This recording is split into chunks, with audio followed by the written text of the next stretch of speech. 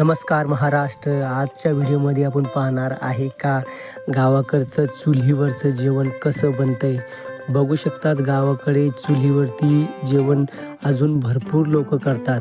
लोकांच्या घरात आता गॅस आलेला आहे, पण चुलीवरती जे जेवणची चव असते ना, ते कशातच नसते.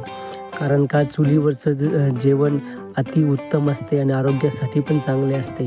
आणि ही बघू शकता तुम्ही भोपळ्याची भाजी आम्ही आज बनवत आहे. आणि आमचा एक छोटासा प्रयत्न आहे का यूट्यूबवरती असे व्हिडिओ टाकायचे. आम्ही शेतकरी कुटुंबातले आहे आणि एक सोशल मीडियाचा सहारा घेऊन आम्ही हे व्हिडिओ टाकतो आहे. बघू शकतात कशाप्रकारे भाजीचा कलर वगैरे झालेला आहे, एकदम चांगला झालेला आहे. पाहू शकतात कशाप्रकारे ही भाजी तयार झालेली आहे.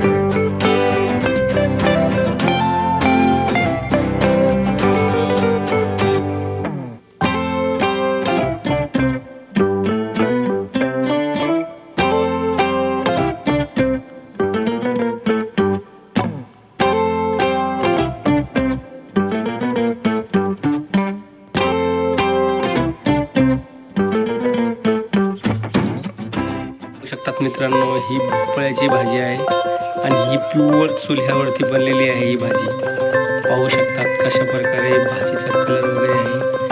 थोडं मिलावट तेल वगैरे असल्यामुळं चवना थोडी कमी येते, पण लाकड्या घाणीचं तेल जर असला ना तर चवना एकच नंबर येते भाजीची. बघू शकता प्युअर चुल्यावरती बनलेली ही भाजी आहे.